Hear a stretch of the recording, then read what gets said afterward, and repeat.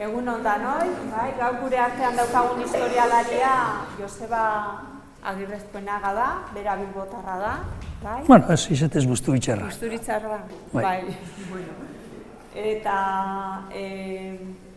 Euskal Herriko Unibertsitateko katedraduna da historia garaikideko sailean. Hori ondo? Bai, zuzen. Vale. Ikerlaria da, 1980tik eta irakaslea ere, eta egonaldiak izan ditu atzerrian, ez?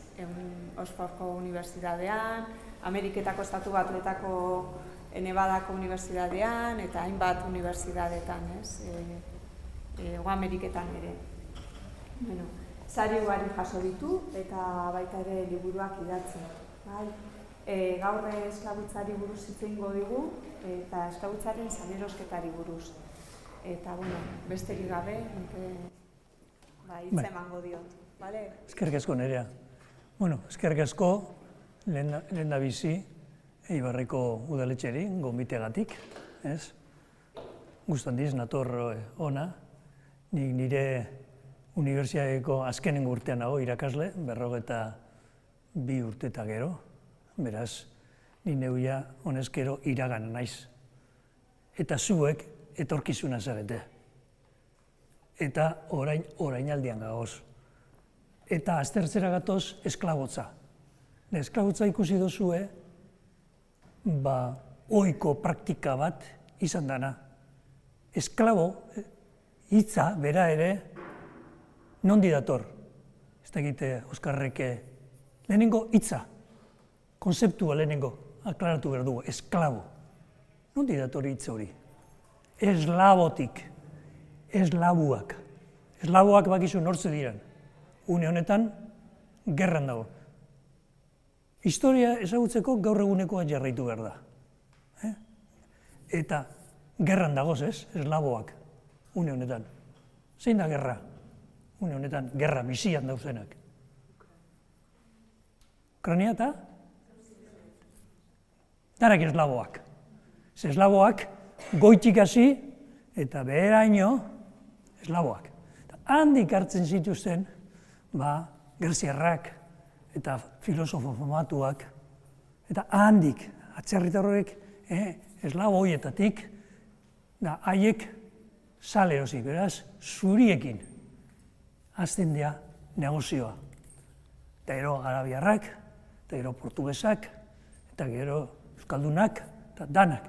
Salerosketa. Eta gaur egunean periodiko irakurtzen baduzue, esklabotza dago. Gaur egunean. Nien ator iraganekoak bakarrik kontatzen, iraganekoa da adibidea. Gaur egunean ere bai, esklabotza dagoz. Gaur ez doaz behar bada barkuetan. Halako kamioi frigorifiko handietan sartun da. Eta ekialdetik, mendebalerantza, ara eta ona. Eta noiz aztertuko dugu gaur? 19. mendean, zuek esango duzazue, 19. mendea aspaldiko kontua da, ez? Ineue 20. mendekoan az gehiago. Gero, 19. mendean. Eta 19. mendean bi fenomeno nagusi ikusiko ditugu. Batez be Europan. Zer nire ikuspegia eta gure ikuspegia Europarra da. Baina, munduan zehar ibiltzen zaretenean, konturatuko zarie, Europa, mundua ez dela Europa handi bat, hori Europarrok pentsatzen dugu. Zer da mundua? Europa handi bat. Unamunok esateman, zer da Bilbo?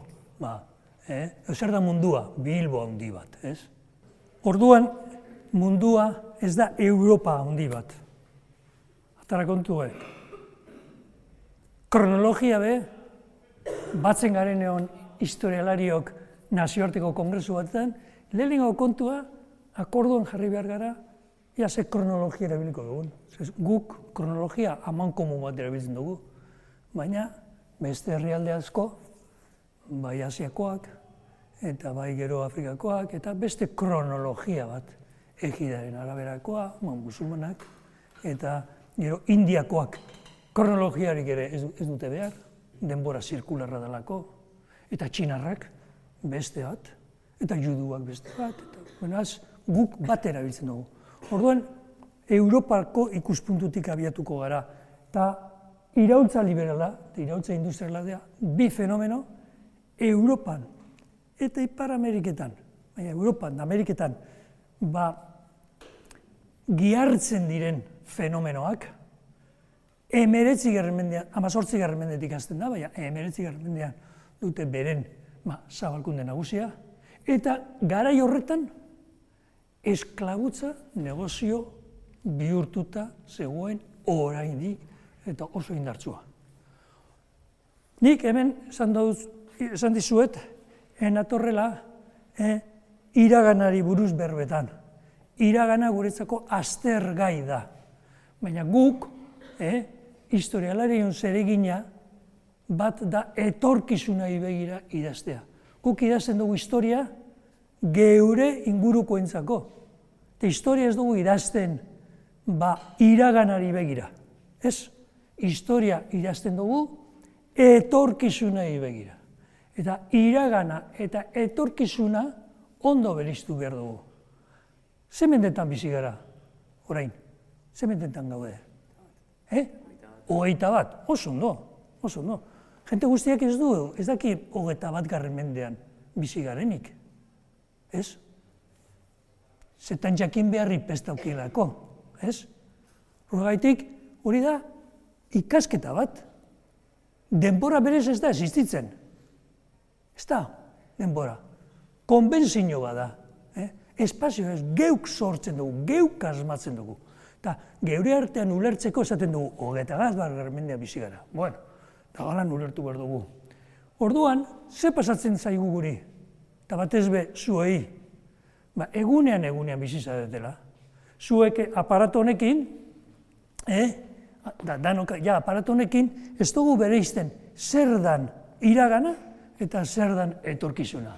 Bapes, orainaldian bizi gara. Etenean, orainaldian. Eta, klaro, hori gertatzen dugu iraganik eta etorkizunik ez balego bezala teknologia barriekin. Eta GPT, eta horrelako sistema inteligentzia artifizialak ere, ez dauko ez iraganik ez etorkizunik. Ez dago? Geuk asmatzen dugu. Zer dan iragana, zer dan etorkizuna. Makinek ez. Makinek, hili dabiz, oraingoz. Geuk sortzen ditu horre guztiak. Beraz historia egiten dugunean, iragana aztergai okiko dugu. Idatzi eta ikertu guk idazten dugu geure egunean eguneko jendearentzako. Eta idazten dugu etorkizuna begira. Horregatik historialariok badaukagu zeregin bat eta badaukagu erantzukizun handi bat zer idazten dugun. Ze guk etengabe asmatzen gabiz kontakizun bat. Eta historia zer da? Kontakizun hori modu arrazoitsu, logiko eta metodologia batekin da teoria batzuen arabera egitea. Nobelista batek personaiak asmatu egiten ditu, zera bertako kontuak bai, hainbet iritsi botatzen ditu eta kontakizuna sortzen du.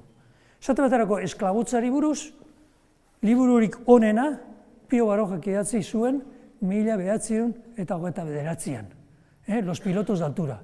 Eta segaitik idatzi zuen hain zehaztasun izugarria, lehenengo parte guztia, harrigarria da, hemen dago, 19. mendeko negozio, esklabuen negozioa, zelan funtzionatzen zuen. Eta segaitik, izan zuelako Abaroa izaneko kapitzen mundakako baten diarioa, egunerokoa, hartu zuen hori eskerrean zeukan, eta gero bestea, personaiak berak asmatzen ditu, enbil, tximista, hau eta bestea. Baina, salerosketa zelan gertatzen zen, zelan antolatzen zen, hemen oso zehaztasun handiarekin. Inok ez du hain zehaztasun handiarekin novela, baina personaiak asmatu egite ditu. Nik hemen orain, historian, behintzet, ez dugu asmatzen. Agiriekin eta asmakizun puntu bat ere badaukagu. Onartu behar dugu asmakizun puntu bat daukagula. Dan ez dugu asmatzen. Ni hemen zehaztasunez da dokumentazioz hasiko gara. Eta mundu ekonomia, 16. mendean gertatzen da, mundu ekonomia justu Atlantiar inguru honetan, hau da, gur inguruan, Eibarren. Eibar 16. mendean jadanik mundu ekonomian sartzen da. Eta zer da mundu ekonomia? 16. mendean, Ameriketa ezagutzen da, ekialdetik ere bai ezagutzen da, Txina eta guzti hori, eta mundua txikituta. Mundua ja biribil eginda, Elkanok buelta eman zionean munduari, frogatu zuen, mundua biribila da. Puntu batetik urten da beti, mendebalerantza joaten, puntu berbera iristen zara. Hori frogatu zuen. Elkanoren buelta, bera, negozioa egitera joan zen, baina azkenean froga bat egin zuen. Mundua txikitu egin zen Elkanoren osteko, Elkanok frogatu eta gero. 18 pertsona frogatu egin zuten. 200 piku irten eta mundu ekonomia. Da mundu ekonomia horretan, Euskal Kostaldea, eta Eibar, itxasua hemen ondoan daukagu, bihurtzen dira gune-gunean. Eta claro, hori abantai handi bada. Europaren barruan ere gune-gunean. Konzeptu hori mundu ekonomia mundo, eta Guanar Esteinek eta beste frantses historialariak, ja, 1940, Brodelekin eta azten dira antolatzen. Guk ulertu behar dugu gunean gaudela. Eta horrek beste gauza bat ekarri zuen. Asmatzen da, zuriak mundu horretan, Elkanok danetarik ezagutu zituen, eta zuriak, inor baino boteretsuagoak, inor baino hobeak eta inor baino nagusiagoak garela. Eta ganera, benetako jangoikua be zuriena dela. Eta, hor sortzen da ideia bat. Nagusitasunaren ideia 16. mendez geroztik doa gihartzen eta umatzen gure gizartean. Eta gu danok ideia horrekin sarritan jokatzen dugu. Eta horrekin idazten dugu sarritan bebai idaztea. Da Europarrok orduan pentsatzen dugu mundua geurea dela. Geuk agindu behar dugula, ala beharrez munduan. Eta, alako arrotasun puntu bat irabazten dut. Hori, 19. mendean kolonizazioak egiten direnean. Beraz hor, testu inguru horretan, kokatu behar dugu 19. mendeko negozio bat. Pertsonen salerosketa. Eta gero gu bereiztu behar dugu zer dan salerosketa, eta gero bigarren kontua da esklabotza sistema. Produkzinue, hau da, gure ekonomia sistema esklabista eta esklabotzaren bidez egitea. Beraz gu bereiztuko dugu salerosketa eta gero esklabotza. Eta 19. mendean, 18. mende bukaera, 1789an, iraultza frantsesan, iraultza liberala daukagu, eta ara non, iraultzaileak gauza bat otuten zaie. Gizaki guztiek dute eskubide batzuk. Hori, gauza berria da. Gizaki horien artean, gizona ipintzen zen, lezom, da Donibane Loiuzuneko emakumeak eskrito bat egin zuten, Andrape eskubide daukagu, 18. mendean ja, eta hor lehenengo eztabaida zen da, eta hor eztabaidatzen da bebai, esklabuak ere badagoz, horrepe gizakia dira. 16. mendean hasi zen ja eztabaida horrekin. Indioak gizakiak aldira. Eta Afrikan bizi direnak gizakiak aldira. Eta arima ote dute, hori zen eztabaida. Eta Aita Santok esan zuen, bateoa hartzen badute, gizakia bihurtzen dira. Orduan, bateoa hartunda zegoen Afrikarrek, ezin ziren salerosi. Ez eukatenak, bai. Beraz, eztabaida hori, 16. mendetik, 19. mendea, gaur egunean, beste puntu batean gagoz, baina Europa eta Ameriketako 19. mendeko industrigintzan, bigarren problema, ze eragin dauko esklabotzaren bidez lorturiko dirutzak. Eragina dute, zenbaterainoko eragina. Hori historiaren artean daukagu eztabaida bat. Batzutan igon egiten da, hor akumulazio jatorrizko bat egiten da diruntza, eta gero industrian inbertitzen da. Euskal Herrian gertatu zen hori? Bai, Euskal Herrian ere bai. Europan, Inglaterran, jakina baietz. Ponderazio bat behar dugu. Ze matekoa, ze porzentajea. Hor daukagu, geure arteko eztabaida.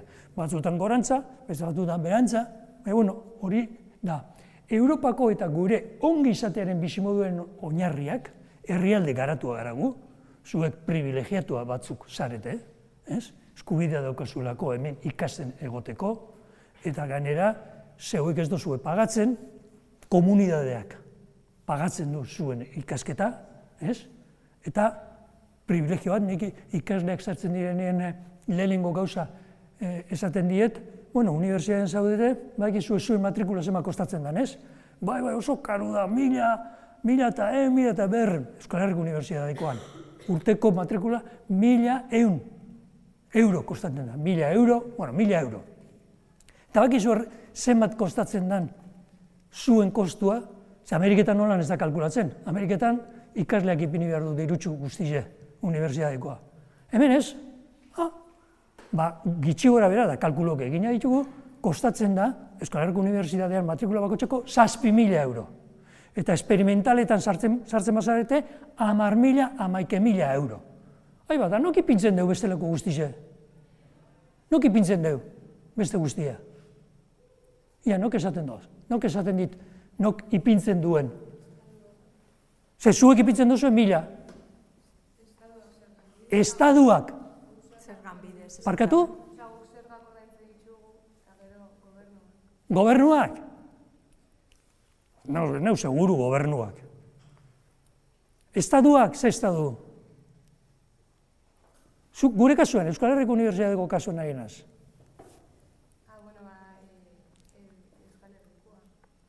Euskal Herriko estadua, bai? Gu estadua gara, fiskalki. Zergan bidez. Diferentziak komunidadeak ipintzen du, ulertzeko. Estadu, nazio, konzeptu horri barik, komunitateak. Zerga komunitateak, estadu moduan, konsideratu daiteke, fiskalki, nahizta gure estadua federala izan, Bizkaia, Gipuzkoa eta Araba eta Nafarroan artekoa, baina hori da, ez? Diferentzia komunidadeak ipintzen du. Beste batzuk. Zegu komunidade bateko kidea gara. Bueno, buelta, horregatik herrialde garatu bat gara. Sistema guzti hau garatuta daukagu. Eta bi, zentzu komunitario bat sartunda daukagu. Komunidade hortan. Orduan, kolonialismoa esan dugu dagoela, eta ondoria da kolonialismoak eta esklabotzak gaur egungo arrazismoaren iturburu dira.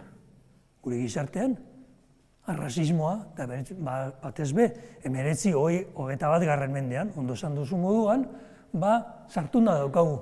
Berez, eta konzeptu hau arraza erabiltzen dena, 19. mendean zabaldu da, eta hasi ziren klasifikatzen. Eta Mexikon, adibidez, 12 eta 13, segun ze eskontzako jende ateratzen zen, klasifikatu egiten zen jendea. Berez ez dago arrazarik. Zientifikoki ez dago arrazarik. Dano gara gizakiak. Dano gara sapiens, doin, zaten digute, euneko 5, euneko 10 neandertal ere bagarela. Dano gara bardinek. Ze neandertalak batzuk, eta sapiens beste batzuk, esango gene, ontxo, badau diferentzia. Ez, dano gara bardinak, dano gara gizakiak. Ez dago arrazarik.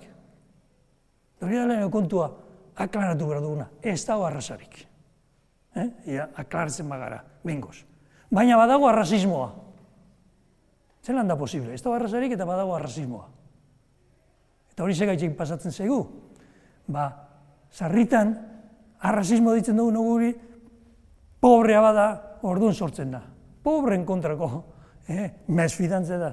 Ze baltz edo hori edo ilun, azal ilunekoa edo azal argiko beste ez dakiz kobre duna badauko, baina aberatsa bada, aberatzekin ez dago problemarik, ez?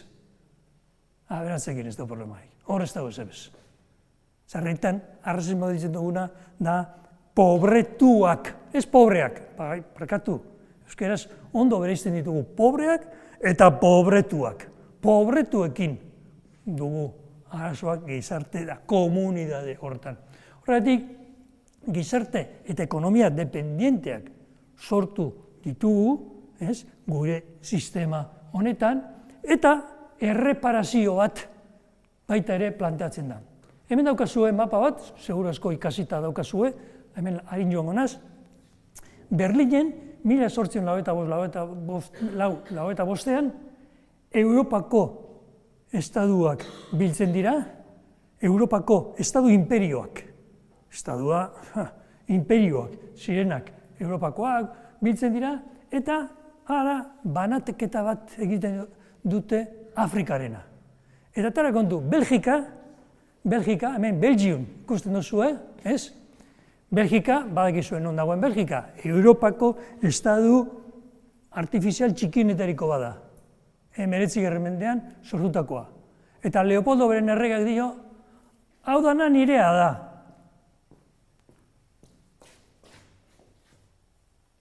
Kongo guzti hau.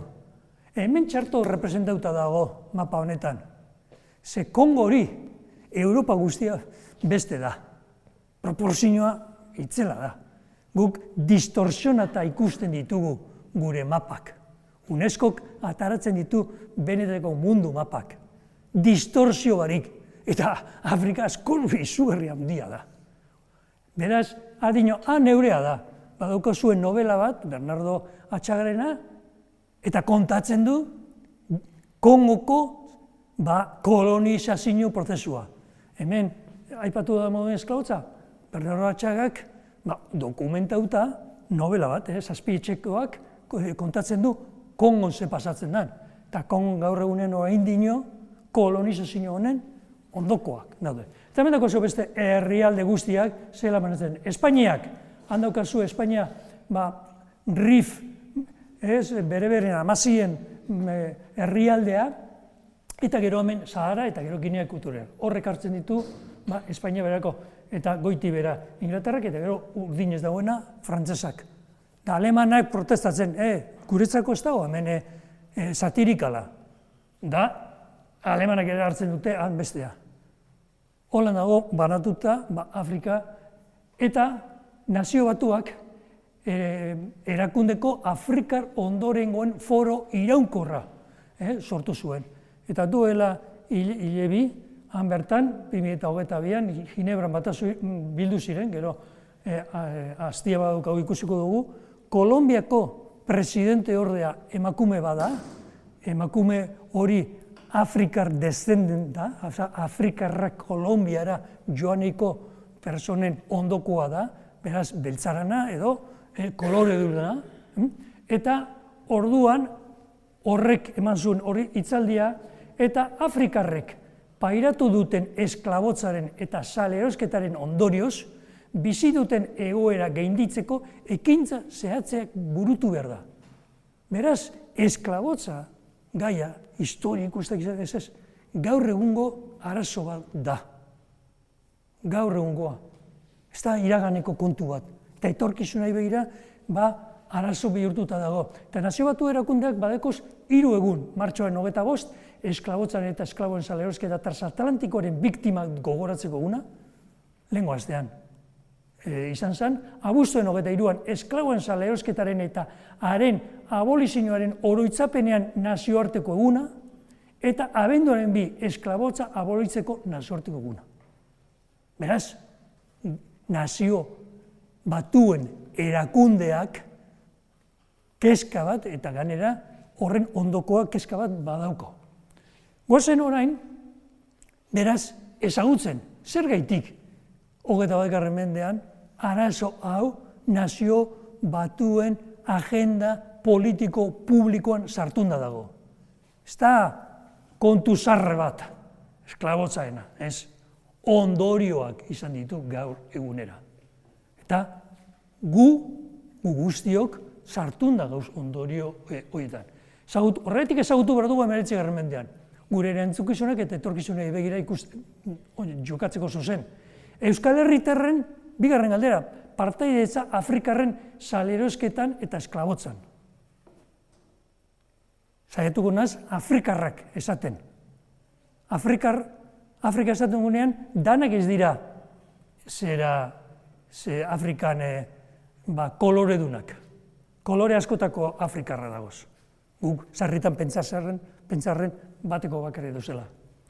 Eta gero, guk ondasunak eta ondorioak disfrutatzen ditugu salerosketa eta esklabotza honen ondorioz. Horren jakinaren gainean egon behar gara. Esklabotza, aurkako lehen errebolta arrakastatsua Haitin izan zen, 1791, 1804. Haiti kolonia aberatsa bihurtu zen. Haiti badakizuen non dagoen? Non? Ameriketan. Ameriketan goian, erdian edo behian? Erdian. Eta zer da? Parketu? Isla bat, uarte bat, ez? Eta uarte horretan, frantsesak kolonizatu egin zuten Espainiarren kontra, 17. mendean hartunda, eta batean, 18. mendean, Santo Domingo deitzen da isla, Santo Domingo ezkerren Haiti, edo Santo Domingo gaztelaz hitz egite dute, eta Haiti hori aberatsa bihurtzen da. 18. mendean. Segitik, azukrea da tabakoa produzitzen dutelako. Eta esklabotza gogorra frantsesak antolatuta. Eta nondik, ze portutatik antolatzen da esklabuak ara eroatea? Hurbil daukagu, Bordele, Burdeos, eta Nantes. Eta gero, Nantes de Burdeos. Oso hurbil gaude, hementxe bertan, hortik antolatzen da. Eta, Frantziako iraultza gertatzen denean, gizakin eskubideak, eta esklabuak enteratu egiten dira, batzuk ikasi egiten zuten esklabuak, batzuk irakurtzen. Generalean, saiatzen ziren, ez dezatela ezer jakin. Eta aldarrikatzen dute persona guztien berdintasuna Frantzian eta kolonietan ere bai, Parisen eztabaida bat dago, eta Troasan Louverture izan zen buruzagia, da Haiti independentea bihurtzen da. Bigarren estadu independentea da, lehena, estadu batuetakoak, Bostonen hasten direnean, eta zerga asunto bategatik hasten dira, han estadu batuetakoak Bostonen protestatzen, no taxation without representation. Zergarik ez da pagatu behar, ez badaukat ordezkaritzarik. Hori zen mobilizazioa, hori zen arrazoia, zerga asunto bat Ipar Ameriketako independentzia alde horrekatzen. Bigarren, estadu independentea Haiti izango da. Gaur egunean, segitzen baduzue periodikutako berriak eta zuen berriak, konturatuko zare, Haiti munduko herrialde pobreenetarikoa, edo pobretuenetarikoa da. Eta beste, Haitin azukrearen produzioa, 19. mendean, esklabotza hori deseginda, eta beratu egin zen. Jaitsi egin zen, eta ondorioz, ondoko islatan, Kuban, Jamaikan, azuker produzioa gore egin zuen. Esklabotza sistema indartuz. Kuban apenas zegoen, 19. mendeko fenomeno indartsua bihurtzen da. 1830 urte bitartean, 3,5 milioi Afrikar ekarri zituzten. Bada gero, hor, 19. mendean bueltan. Kuban epidemia bat izan zen gizakien artean, eta eskulana behar zen, 19. mendean esklabismoan finkaturiko produzio indartu egiten da, eta zelan indartzen da, ingenioak daitzen dira. Zer da ingenio bat? Ingenio bat da, azukrea sortzeko leku bat. Non, bertan, kainaberatatik azukrea atatzen da. Da bertan, barrakoietan, bizi da jentea esklabutza sisteman bidez. Eta hor, sortzen da ingenioetan irabazi handiak lortzen dira. Esklabismoa eta iraultza industriala aldi berean. Zelan antolatzen da trafiko hori?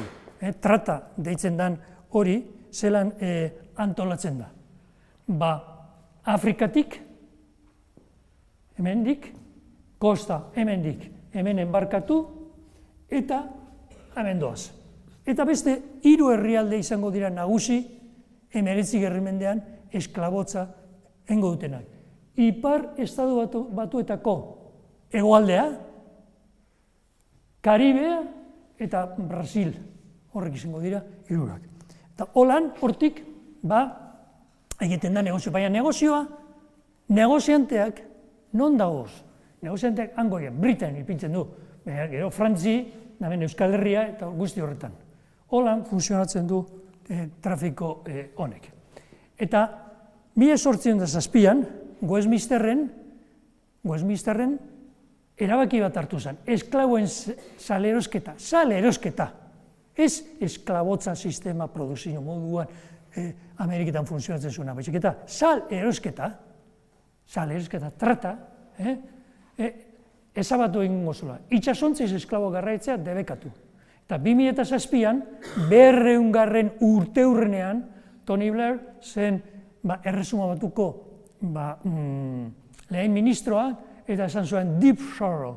Hau da, benetan, barkamen eskatzen dugu egindako airik.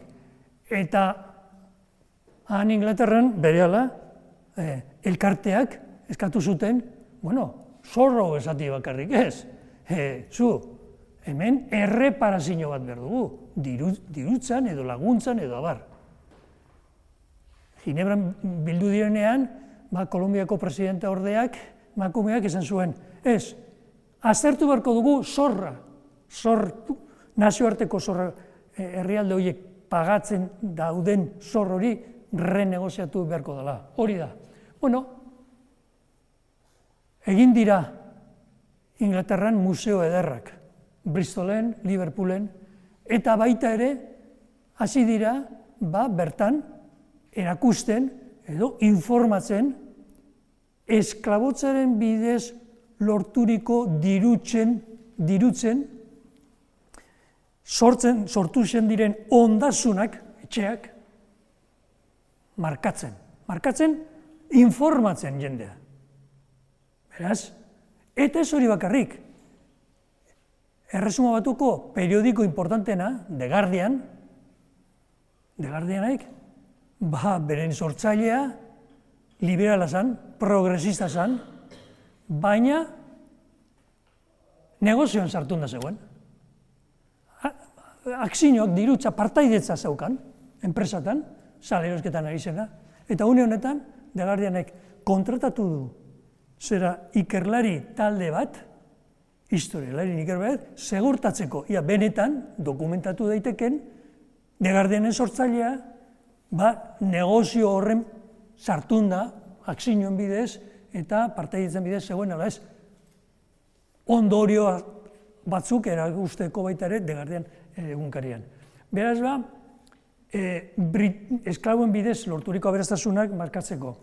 British West Africa Squadron sortu zuen Erresuma Batuak.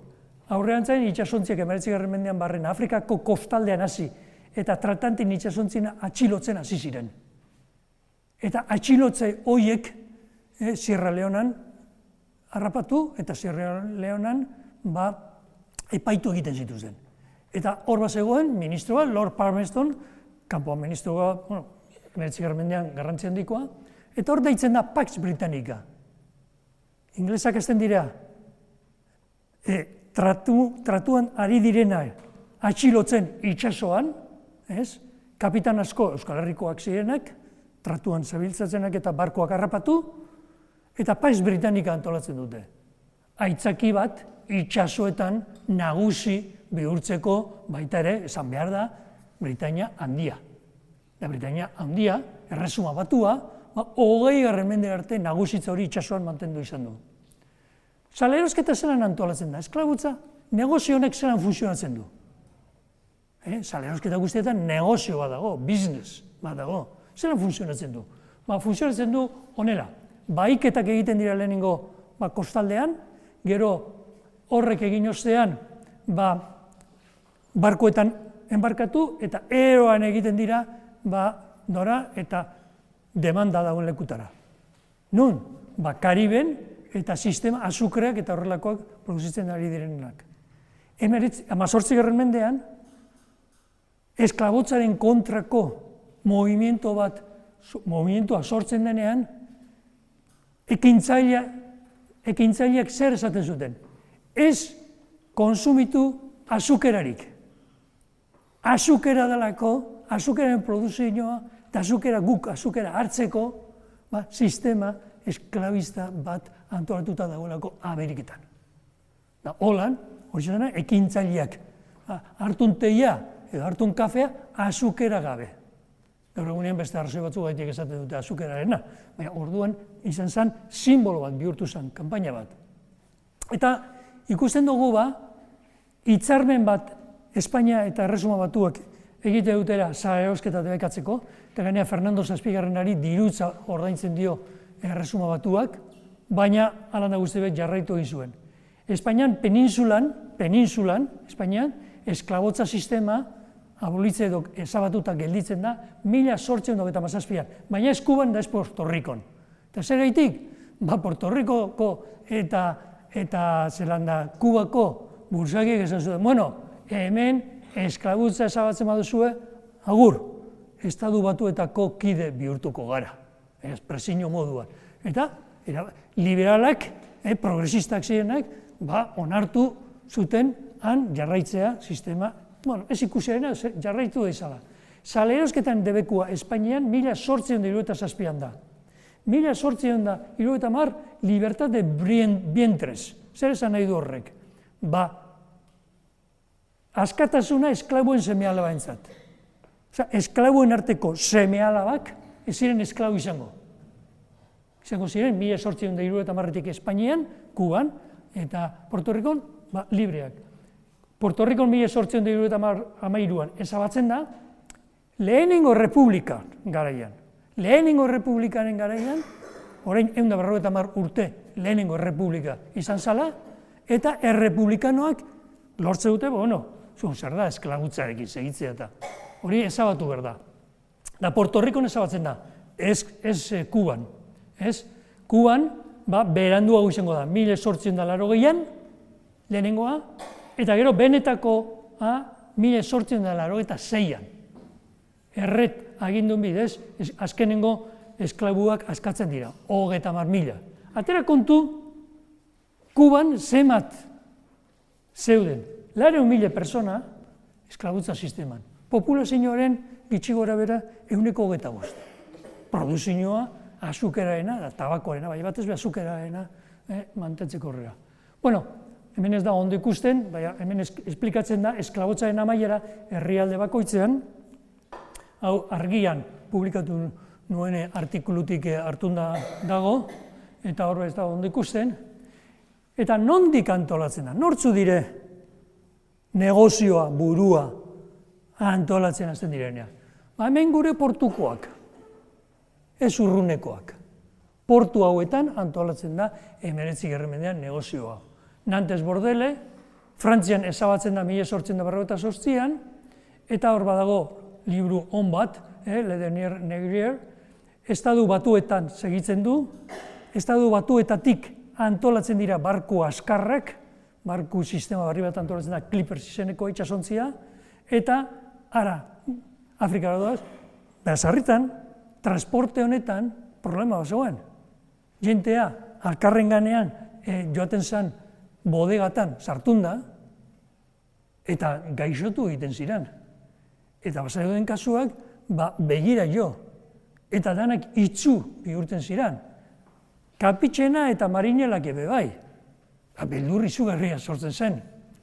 Ikusi zelan, hau da, barkuak bereziak antolatuta zeuden, esklabuak Afrikan lotuta eroten dira, eta horrela pasatzen dira, hemen, bat alkarren gainien, bardin gizon zein emakume da gero umeak, ere bai, danak doaz, barkuan lotuta hemen egindako burdinekin, burdinek grilete batzukin, ez? Bilboak, inglesez bilboak deitzen direnek, hemenik lotuta, geldi, ez? Horrela doaz, hilabeteko navegazioan. Eta tratanteak nortzu dira? Beraz, antolatzen da barkua, Afrikara doa, Afrikan badagoz mongoak jendea bertan erosita, eta gero erosi eta badoa Labanara, edo New Orleansera, edo Bahia, Brasilera. Dan, salmentan jartzen dira. Debekatuta dago. Saiestu behar dira, erresuma batuko neibineko barkuak. Atxilotua baldima da, orduan, epaiketa, baina gero kapitxena barriro bueltatzen ziren, negozioa. Nortzu dira tratante merkatariak bitartekariak, hemen tratantea merkatari bitartekariak. Hau da, sistema guzti honetan, nagusienak nortzuk izan ziren, Labana, bihurtuko da zentro nagusi bat, Julián de Zulueta zan nagusi, Salvador Sama, Francisco Martí, Joaquín Gómez, Francisco Durañona, Pascual Goikotxea, José Ricardo Farril. Ipar Ameriketan, Charles Sims, Francis Newcomb, Portugaldarrak Antonio Vieira, Francisco Assis Silva, Brasilia eramateko, eta honek, Cliffordek, ordezkari inglesak Habanan, 1861 batean, Hemeretzi Germendearen bigarren zatian, zera idazten dugu, esklaboen trafikoen erabiltzen diren ontziak Ipar Ameriketakoak dira, eta tripulazioa Espainiarrak antolatzen dira. Merkatariak, saleroleak mongoz izenekoak, badago bat, Jean Lafitte eta Teodoro Canut. Hauek Afrikan bizi ziren. Eta Afrikan, zeren truke erosten ziren personak. Paitxarra. Zer da paitxarra?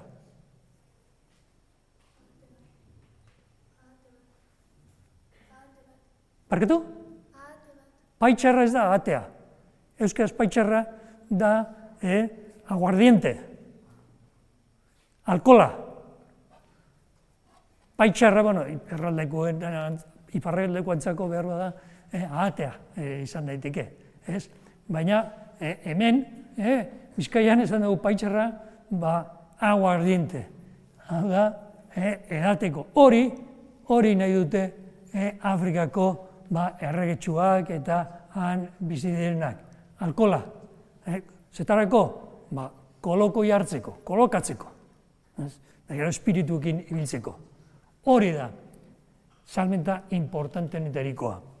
Eta mongo horietan, zeuden batzuk, Ormon, Pedro Blanco, Francisco Félix Sousa. Pedro Blanco Zuluetarekin lotura izango duena.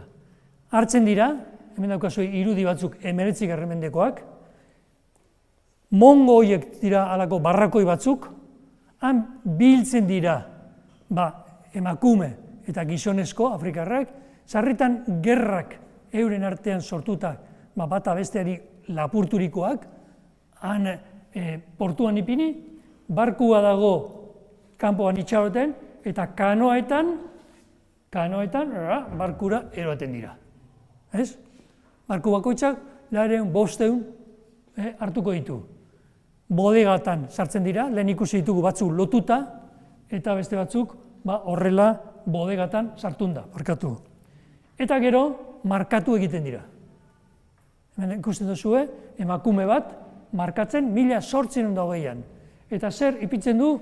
Cadiz Company, Cadizeko kompainia. Eta gero, Royal, erregea, tarteko. Branding of Life. Branding ipintzen, marka, hemen, noena da. Zerritan, behiak, eta gaur egunen animali batzukin ere, beste horren beste egiten da. Horrela, hor, emakume bat, markatzen. Eta fijatzen mazarete, hau nongoa da, beren txapelaren arabera. Txapel bat, berezia daukoz, txapel bi ikusten dituzu ez? Nongoa uste duzue, dala, hor markatzen da biena, beren horrekin. Ez duzu identifikatzen. Erabiltzen dute? Ez, hau goikoa, hau erdikoa. Hori katalana da. Katalana da hile, beren txapelarekin. Ze Bartzelonan gune importante bada. Katalanak erakusten diote zuloetari negozioa zelan egiten den. Barcelonatik. Kadiz. Eta Kadiz izango da portua antolatzeko.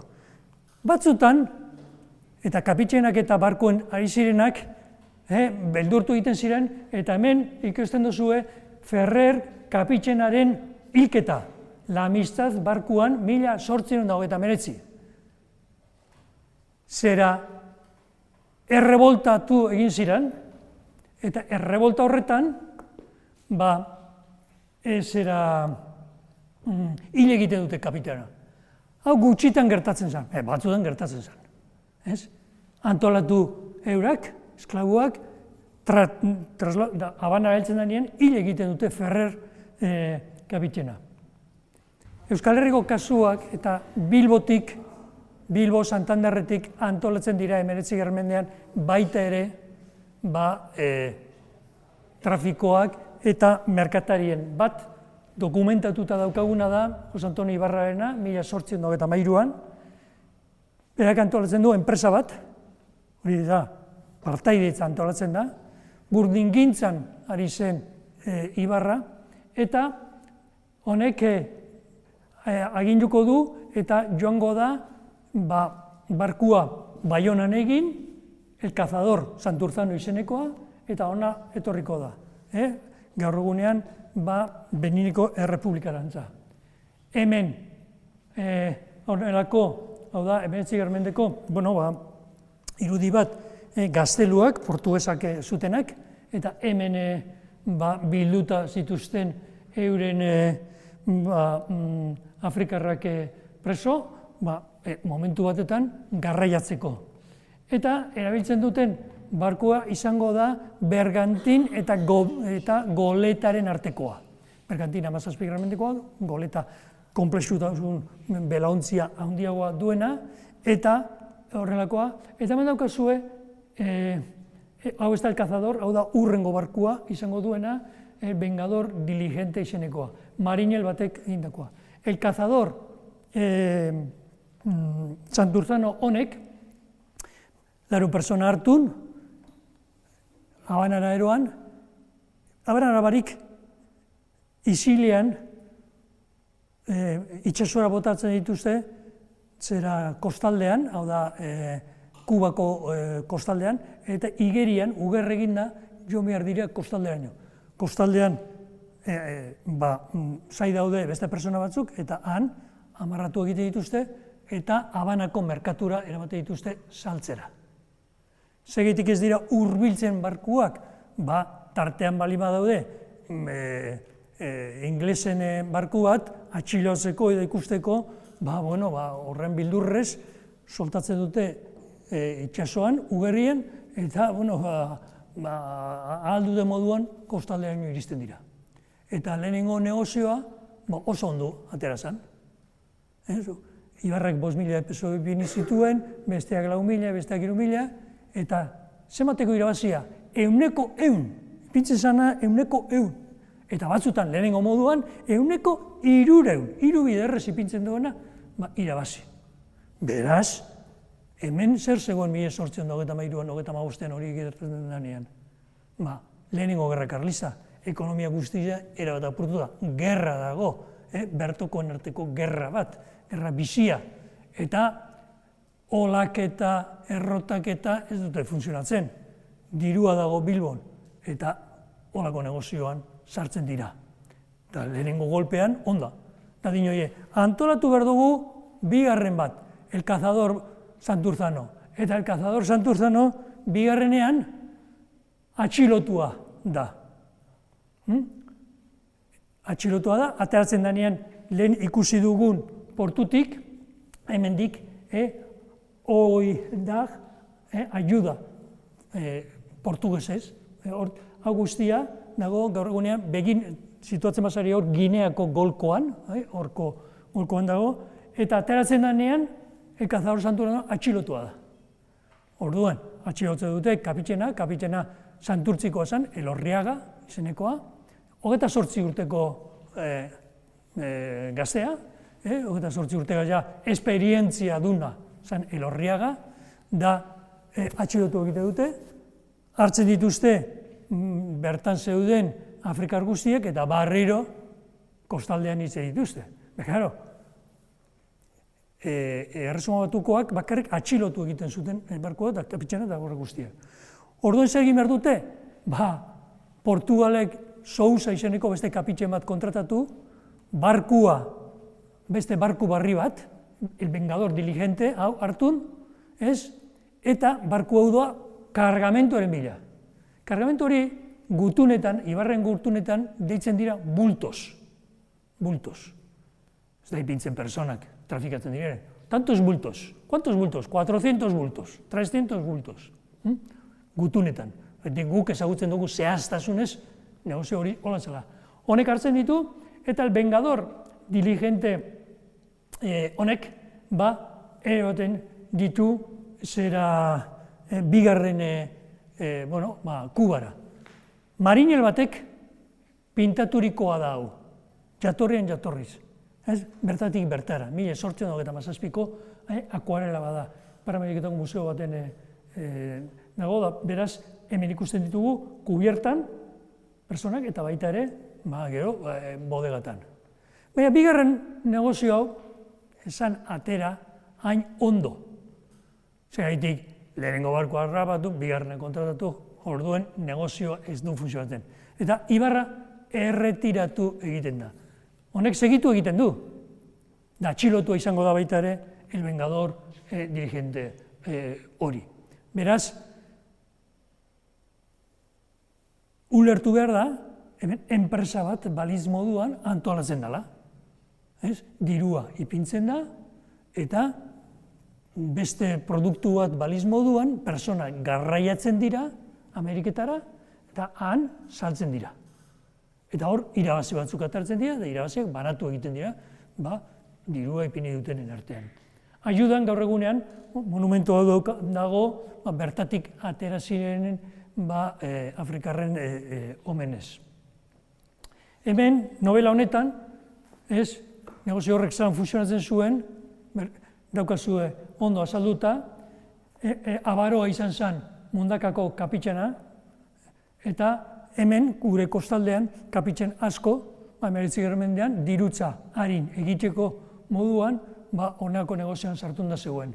Santanderretik itxasontzia 1828an dokumentatu dago, el tercer pájaro izenekoa, Bilbon matrikulatua, 130 toneladakoa, eta kapitxena baimen eskatzen du patentea da, baimen eskatzen dut, zetarako trafiko de negros egiteko. Garbi. Hor dokumentazioa ez du izkutatzen, garbi ipintzen du. Hoin dino, debekatuta da, baina baimen eskatzen du. Bilboko merkatariak ere sartu daude, elkarteak sortzen dira. Eta gina guzti hau izkutuan. Horregatik, dokumentatzea benetan zaila da. Julián de Zulueta izango da Kuban azkenengo negrero nagusiena. Eta Julián de Zulueta labur, amaitzeko, Araban jaio zan,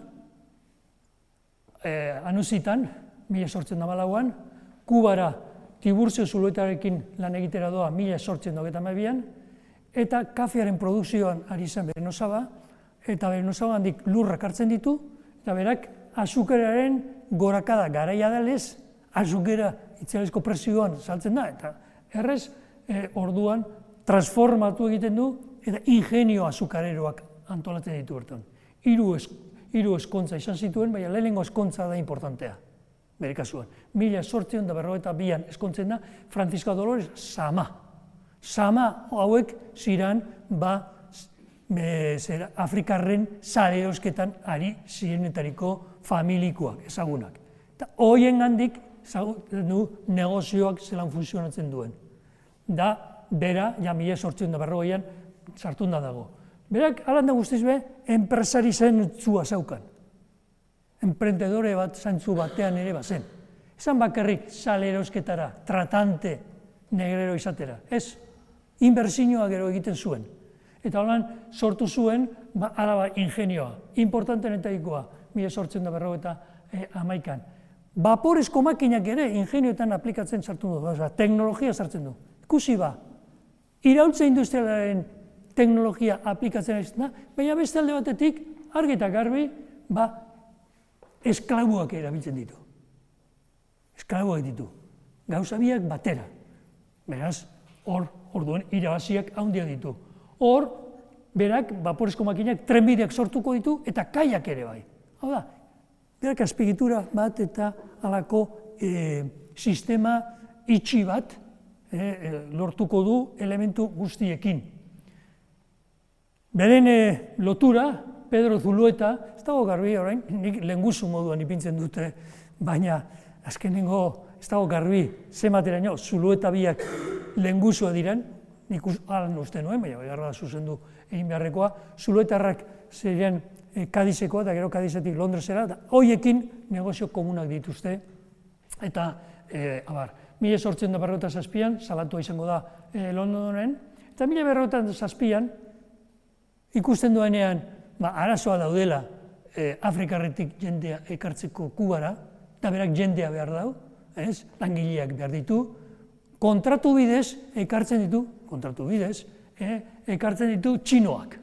Eta txinatik azten da, Kubara jendea ekartzen. Hor bako Pio Barojaren beste novela bat, Las inquietudes de Santiandia, eta hor txinoak agertzen dira. Eta beti barkuak, kapitzenak eta pilotuak eta marinelak, asko geure kostaldekoak dira. Geure kostaldekoak. Eta hor txinoak, 1874an, 124.000 txino jatorriz eta txinoak daude zentzauta erroldatuta Kuban 1874an. Txinoekin, ala naguztiz, berak txostenak egin zituen, eta txinoekin arazo bat zaukan. Txinoak azten ziren lanean, zirela Afrikarritik etortzen ziren besteko indartu da. Artizautzan bai abilak, baina ez ziren lan gogorrera ondo adoptatzen. Eta gero txinoak uste zuten, hilezkero bueltatu egiten zirela euren jatorrizko lekura.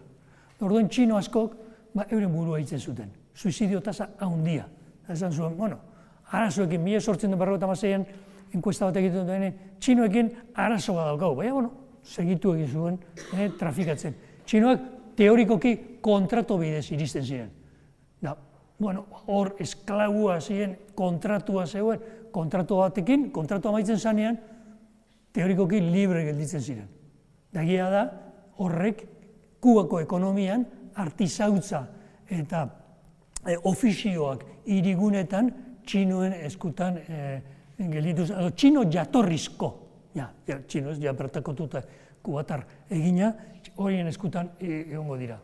1853an, 1.100 Afrikar izango dira atxilotuak, eta Manuel Calvo eta Ramon Herrerarekin elkartea sortunda zeukan. Kapitan generala Juan Pezuela zan, eta trata honen eta salerosketaren aurkakoa.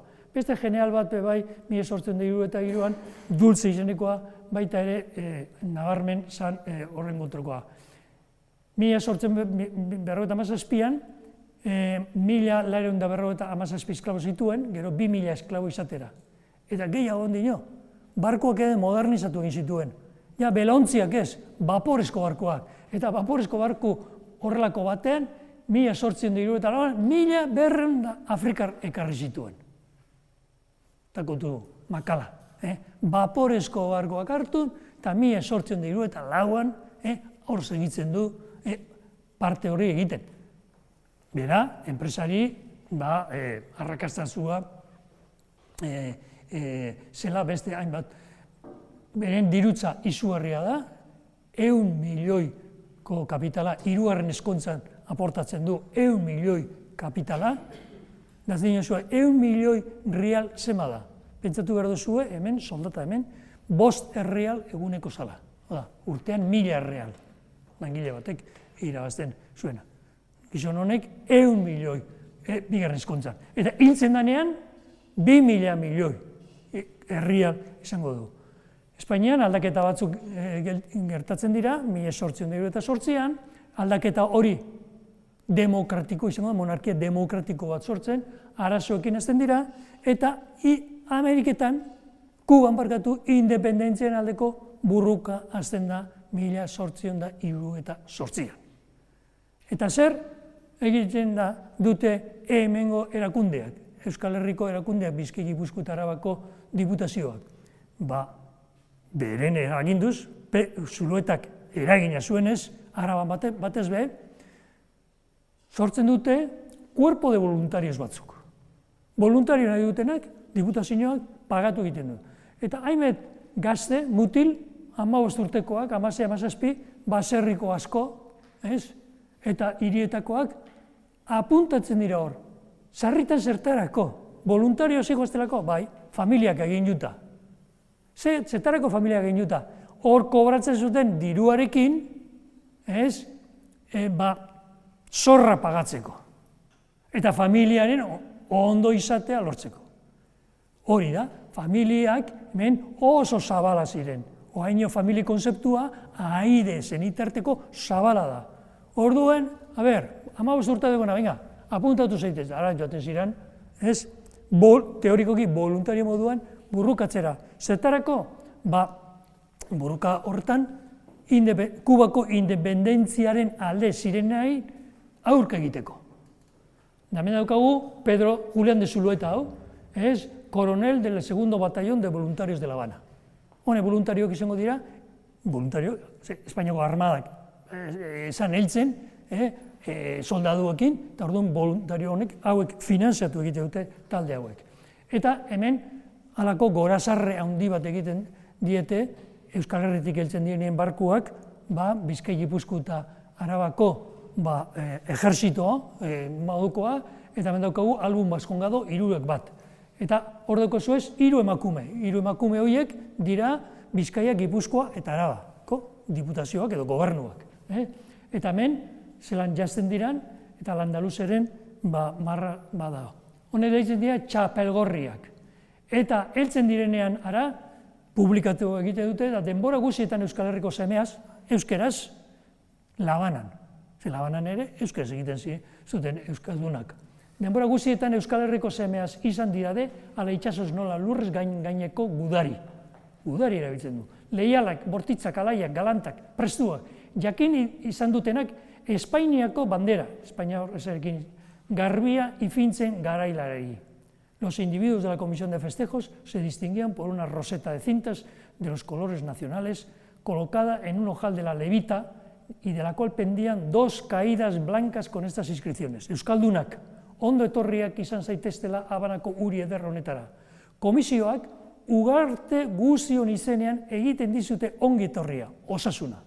Holan, sartzen dira, eta hemen bertsuak, euskeraz, pixka bat, ez ditut irakurriko, bertsuak egiten dituzte Habanan, ondo etorriak erakusteko, eta orduan, Bilbon ere eztabaida fuertea dago, batzuk abolizionismoaren esklabutzaren kontra daude, periodiko bat txikia, Eleko Bilbaino, 3 bat zen egunkari nagusina, hor eztabaida bat egiten da, segitu behar da nala ez, kubatarren independentien kontra burrukatzen eta Espainiaren batasunaren alde, teorikoki horretarako doaz eta hor Zulueta politikari moduen agertuko da. Zulueta izango da kasino espainoleko burua, beraz, partidu integrista edo partidu espainoleko burua Kuban. Eta Kuban ez du onartuko ez autonomiak, ez solakorik. Zera Zulueta gero finanziatu egingo ditu hemen barriro monarkia borbonikoa etortzeko. Dirua bardin ematen ziren, Karlistei, Carlos VII, hemen gerra biztuta zegoen, Carlos VII, edo Alfonso XII. Biei diru emoten. Alfonso XII irabazi zuen. Bueno, Alfonso XII gaz. Alfonso XII, Alfonso XII errege bihurtu zenean, horratzean, Kanobasen eta Alfonsoen atzean, Zulueta dago. Dirutza, Zulueta eta sakarokrazia da. Habanako aberaz horiek diru epintzen, barriro errepublikaren kontra monarkia indarrean jartzeko. Eta ondorioz, Marquez de Álava izendatzen dute, eta bar. Eta eztabaidatzen denean, da gero senadore ere bai. Arabatik senadore aukeratzen dute Kuba misiarren, Arabatik aukeratzen dute Julian Zulueta. Eta Julian Zuluetak senadura doa, eta eztabaidatzen denean 1896ko uztailaren 21ko legea. Hau da, foru gobernuak eta foru asambleak, batzar nagusiak, desegiteko legea, edo haineneko legea, ara non, Zuluetak, finanziatuaren erregea, Kanoaz da guztiak, zaten du, lege hori txarto dauela. Eta bera bozkatzen du, Euskal Herriko parlamentario guztiekin batera, lege horren kontra. Euskal Herriko autogobernuaren alde zegoen, baina Kubako autogobernuaren kontra. Eta gero, momentuan aldatu zen da, handik gutxira, gero hil egiten da. Ondokoen, Zuluetaren ondokoak, hainbet, doaintza egin zituzten. Gasteizen badaukagu ondare finkoak, jauregiak, Eleizek, eskola, Gasteizko, Eleiz Barreturiko ere bai. Beste personai nagusi bat, ja honekin amaitzen dut, Portugaletekoa izango da, Manuel Calvo Agirre. Berdin, hau bai, Zuluetarekin batera bilduko da, eta azukrearen da salmentan egongo da. Antonio López da Zatrustegiren izenean dago, eta Portugaleten gaur egunean, etxe handi badago, hotela deitzen dena, eta hori Calvo eraiki zuen etorzanen. Hemen daukagu Manuel Calvo oso persona, hau esan Zulueta moduko aurrenego, hau atzetik ibiltzen zen beti.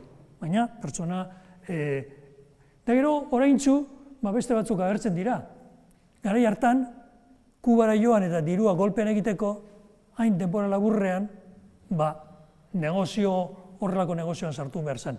Posibilitatea, agertzen dira Juan Jose Amunategi, Busturikoa, eta gero badaude beste batzuk, Pablo Elpanza, Bilboko industrialaria, Kapitxena, Abaro, aipatu duena, Patricio da Joaquín Marcos Atrustegi, honek, Donostiarrak, honek, ez dago dokumentatuta, baina Lopezen dankideak ziren edo enpresa berean agertzen dira. Ondorioak.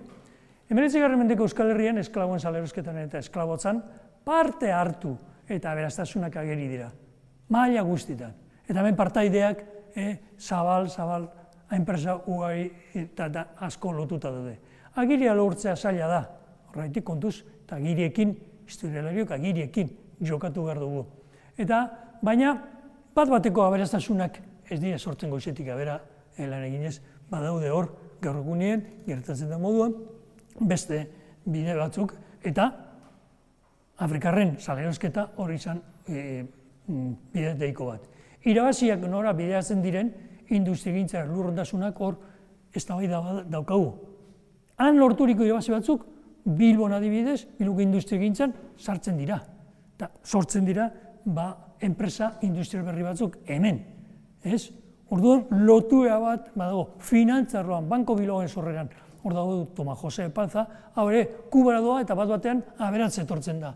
Aberatz joan zan bebai, han aberatasuna handitu egiten du, Epalzatarronek. Eta izango da, 19. mendean, Bilboko aberatzena, eta Santano Bulu eta enpresa importanteak sortzailea eta eragilea. Beraz, zuten han bakarrik inbertitzen, baita ere hemen inbertitzen dira negozio horren irabaziak. Ondasunen jatorria harakatu eta behiratu behar ditugu geure inguruan, eta zorra eta erantzukizuna hori gure gainean daukagu. Bueno, hemen labur bilduta, azkenengo adibideak Euskal Herrikoak, pixka bat harin joan naiz, baina badepozue ondo dokumentatuta ditugun abideak batipat 19. mendekoak. Ez dakit, orain, zeuen galderak edo zeuen zalantzak edo kezka erantzuteko prest naukazua. Adibidez, 19. mendeko erdialdean azkeneran esaten duzu, leku guztietan esklabotza abolitzen dela. Bai. Baina nik uste dut, hemen oso... Bereiztu dugut, gauza bat da, salerosketa abolitzea, eta gero, esklabotza, esklabuak eta esklabotza sisteman personak erabiltzea, ezabatzea, aborretzea. Eta esan duzu salerosketan bazegoela tipo polizia bat, zegoela tipo haien gainean esaten ezin zara. Baina adibidez, nik uste dut esklaboak zirala ekonomiaren oinarria, azkenean haiek ateratzen zuten dirua eta dana, azukra eta dana. Orduan, esklabotza sistema abolitzerakoan ez zuten ez dakit klandestinoki edo jendea eskutatzen edo ez dakit. Segitu, sistema? Bueno, honelako gauza guztietan transizio moduko badago. Baina, transizio hori zera, esklabu izateari lagatzeko kontratatzia edo zimaz libratzea? Ez. Kuban azukera produzitzen segitzen zuen. Ingenioak hor zeuden. Eta orduen, jadanik zu aurrerantzean kontratu bidez egiten zuen. Zer gertatu zen? Da batez be, Ipar Ameriketan ondo ezagutzen da hori. Ipar Ameriketan, hegoaldean, Gerra Zibilaren ostean, 1875ean, hainbet esklabu gelditzen dira libre. Ez daukien nora joan. Ez daukien etxerik, ez daukien zebez. Eta orduan kasu horretan zer egiten duzu. Zauden lekuan jarraitu. Ez? Baina esklabo moduan? Ez. Juridikoki ez. De facto, janaren truke, etxearen truke, hemen segituko dut lanean. Geure seme-alabak, horiek agian suerte gehiago eta ikasketak eta zerbait gehiago dute, gutxienez juridikoki libre izango dira. Gaur egune arte segitzen du, Afrikar jartorrizkoen, ondokoen, Ipar Ameriketako egoera latza.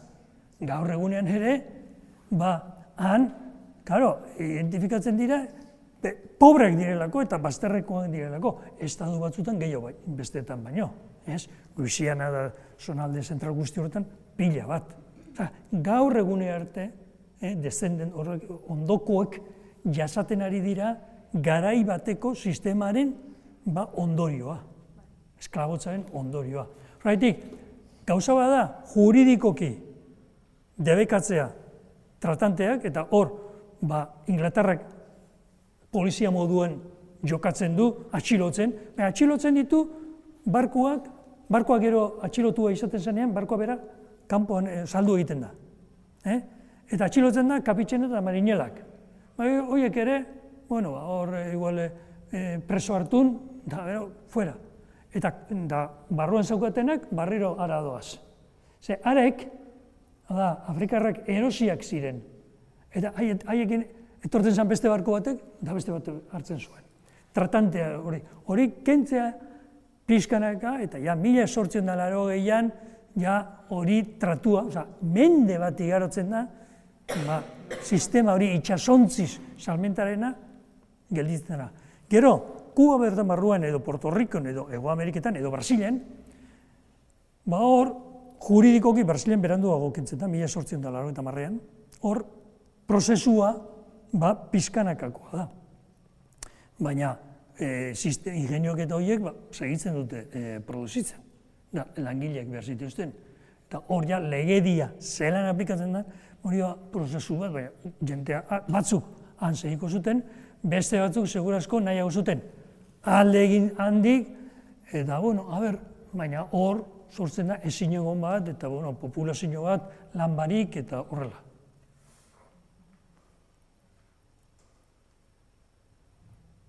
Hor 20. mendean sartzen gara, 20. mendearako, hasierako kontua, Kubako historia, baina beste bat da, sartuko hortan, ez? Berezea, Ipar Ameriketakoak kontrolatzen dute Kuba. Ipar Ameriketak egite dute hor, tasizio moduen, eta eskubide izango du beti Ipar Ameriketak intervenzio egiteko Kuba. Esan estadu federal moduaz, federazio barruan sartzen, zegoen beste euskal jatorriko bat, Miguel Aldama, eta hau zan Kuba, Espainian handik independientea independentzia lortzeko, baina estatu batuetan sartzeko, beste estatu bat moduan.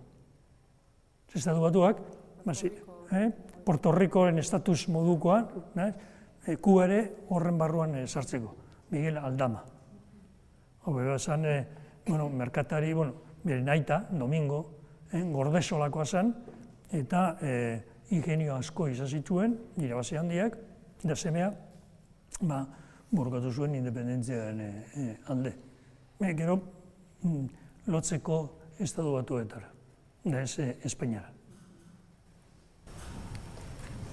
Denpora aldetik daukugu arazoa, bigarren zerrinan jo gau, beste galderaren daukazue. Nola ditzen ziren esklabutzaren alde zeuden taldeak eta kontra zeuden? Parkatu? Ez dute?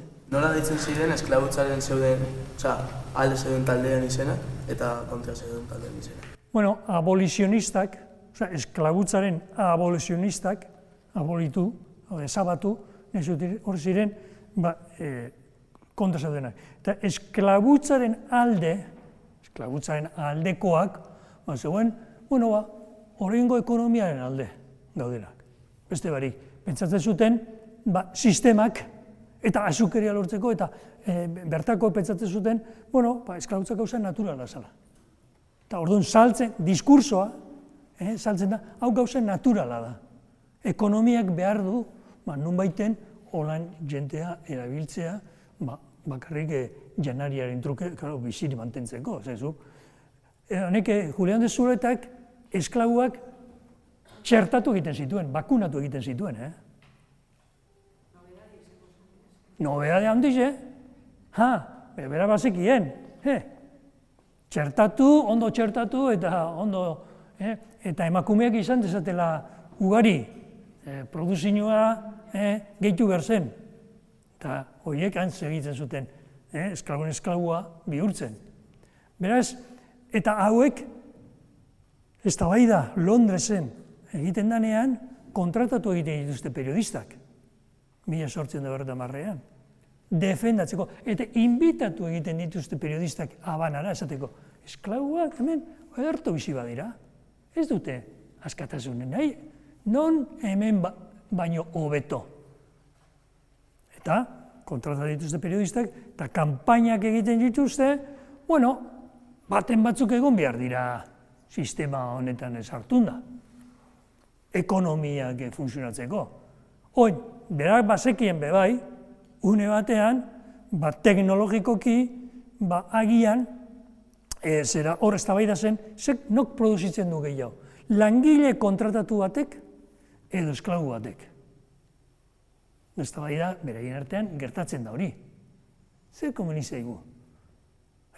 Langileak kontratatu, pagatu soldata bat, eta orduen gure produzioa hobeto joango da, edo esklabuak. Orduan, segun ze langile mota, segun zertarako. Zafra egiteko, zafra da, kainaberak mozteko, hartun matxetea, matxetearekin emoteko hor, behar duzu, horretarako esklabua. Ez dut pagatu behar, mantendu ondo, hori bai txertatuta eta bar. Gero, makinak erabiltzeko, behar duzu vaporezko makineak, eta hori guztia egosi behar da, eta hortik gero ateratzeko azukera, kutsak ipini ondo, eta gero trenbidea egin, honek trenbideak egin zituen, eta gero portuak kaiak ipini, eta ara makina eramateko, eta bar, behar duzu langile kualifikatua. Eta sarritan, esklabua zeukan gogorik hortan sartzeko, ez hartzu bai. Dago, Inglaterran famatu egin zen, 18. mendean, esklabu batek beren askatasuna erosi zuena, marine bihurtu, eta hor artikuluan aipatzen dut, eta honek beren historia autobiografiko idazten du 18. mendean. Ikasi egin zuelako, idazten. Eta ba, claro, kainabera mozten ibiltzeko, hobeto ez dezala, ez ikasi, ez jakin, ez errez, ez? Ez dezala irakurtzen eta idazten ikasi. Moztu eta kitu. Orduan, hor, eztabaida, 1850, 1860 badaude eurek enpresaren artean. Baina, Zulueta, Manuel Calvo eta hauek, azkeneraino, esklabuaren alde zeuden. Eta gero badaude beste esklabu batzuk direnak domestikoak, hau da, etxerako lanak. Hori da beste bat. Sarritan emakumezkoak, etxerako zerbitzaria dituzunak, eta trukean, janona, eta beren bizimaia mantentzeko, eta bar. Eta gero baita ere, normala zen, ez da amunategi, da kalbo, eta honek bertakoen, beltzaranekin izan dako seme alabak eta ona ekartzea. Hori be, ontzat, gero hemen beste ezkontza bat egiten zuten. Euren situazioa ekonomikoki ere ikusteko goi mailakoa direla eta bar.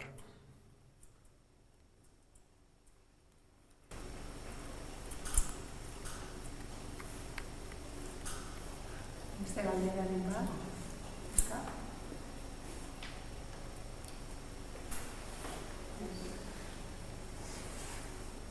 Zantza guztizik ardizu dira.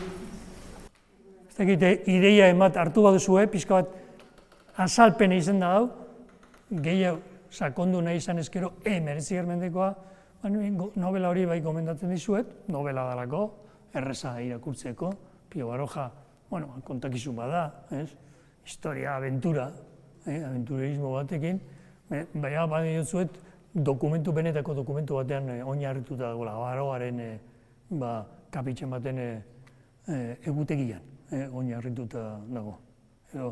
Txinoen salerosketan, Las Aventuras de Santi Handia. Horre dira, Pio Barojak itxasoaren inguruan egin zuen serie bat. Eta 1929-30 bazeuden tratanteak izandakoak Nueva Yorken bizitzen eta publikatzen hasi ziren euren memoriak. Lotsa gabe, 1930 inguruan Nueva Yorkeko periodikoetan, periodistak kronikak publikatzen zituzten, hori guztiak hartun Pio Barojak, eta novela moduan. Gaur egunean gero beste lan bat, oraintzu publikatutakoa Figuerasek Negreros. Espainian, Negreros izeneko hortan, Espainian nortzuk izan ziren sartun da, hor aztertzen du.